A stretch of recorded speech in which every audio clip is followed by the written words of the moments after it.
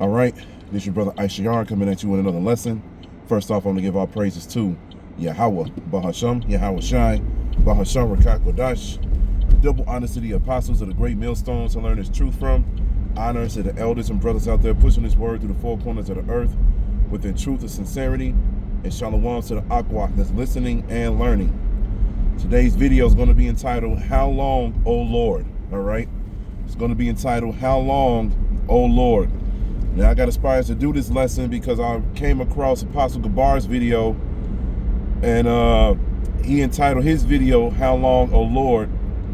And the first thing that, popped in my mind was the scriptures that came about, because as soon as I saw his title, I instantly typed that in, on my Bible app, and just saw how many scriptures came up saying that, and it's quite a bit. And the reason those scriptures pop up is because once the Lord allows our enemies to reign over us, we understand why we're in this condition and everything. We understand that the reason why we're on the bottom and we got to go through all of this hell is because we went against our power. We went against Yahweh Bashem Yahweh Shai. We didn't keep the law. All right. And so since we didn't do that, now we have to allow these heathens to reign over us. And the one that's reigning over us right now is Esau, the so-called white man, all right? And he has definitely put us through all kinds of hell, all the way up until this day.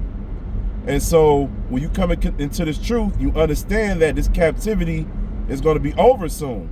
And all the prophets of old have realized that, all right? That's why the scriptures say the scriptures that were written aforetime were written for our learning. All right, because we read about the prophets of old in the ancient days, and we realize that whenever they prayed to Yahweh Bashem Yahweh Shai and did what was right, the Most High lifted those curses off of them, and He led them to salvation. So that's going to happen with us. The same thing is going to happen with us in today's age. All right, but the thing is, when the Most High allows these heathens to reign over us, it seems like a very, very long time. And the scriptures speak about that too. And excuse my voice and everything if it sounds funny. I'm still recovering from being sick and all of that. But the scriptures speak about how we were gonna go through this captivity forever, and forever in certain scriptures just means a very long time. All right, just like when you read the book of Jeremiah, when he told Jeremiah he's going to discontinue him from his heritage forever, it wasn't meaning literally forever, like everlasting. It just meant for a very long time. So when you read certain scriptures like Revelation 12:12, where Esau's going to bring great wrath because he knows that he has but a short time, and when you read scriptures like make no tarrying and turn back to the Lord, I believe that's Sirach 5 and 7. And then you read other scriptures say where the day of the Lord hastes greatly, roughly paraphrasing. We understand that the Most High is telling us, and then another scripture that comes to mind, of course, when Yahweh Shai was like, he's going to shorten the days for the elect's sake. And that's one of the reasons why time is moving so fast. All right? So when you come across certain scriptures like that, you understand that the Most High will uplift this captivity from off of us. But it just feels like a very long time.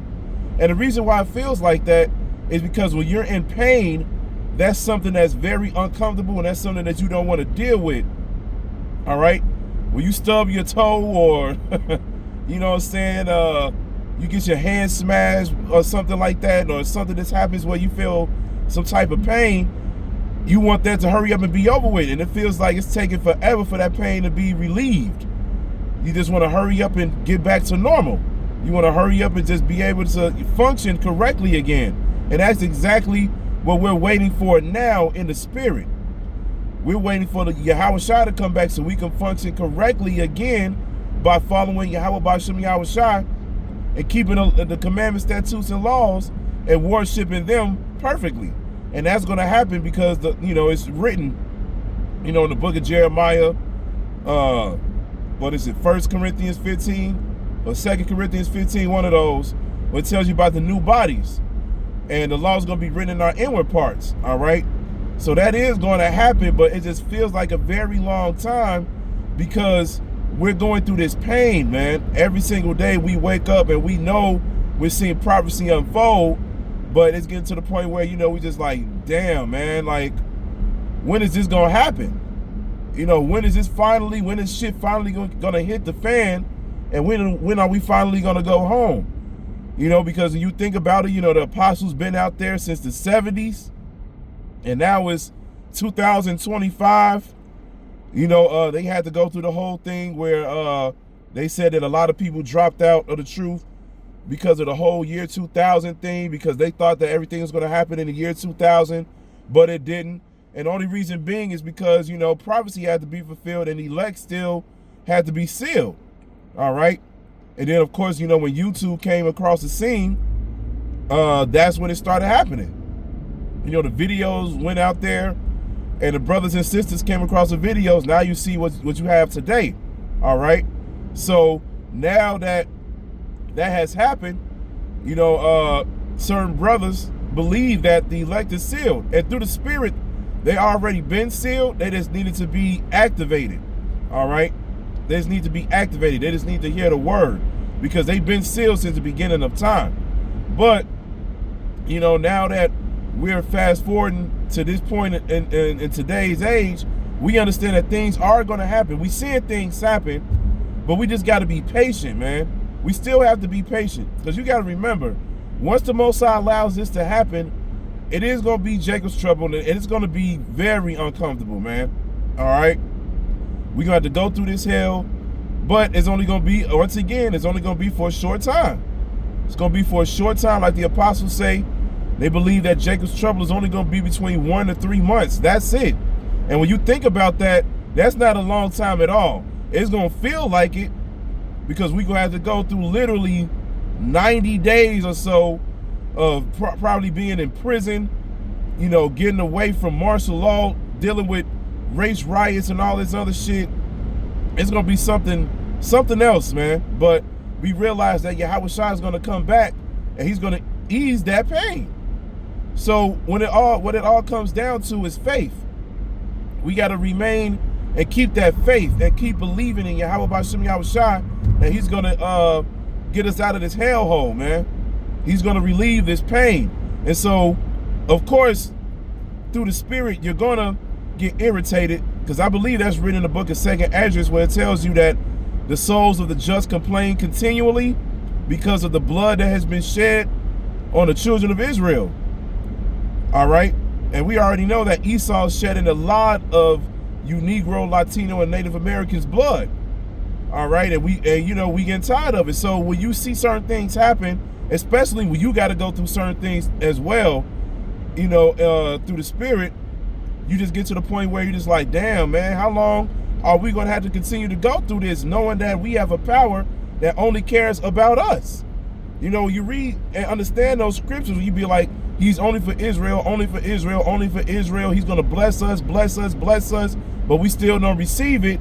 You know, with this flesh, man, it can get you to the point where you're just like, damn, is something finally going to happen? Like, I hope it does, you know?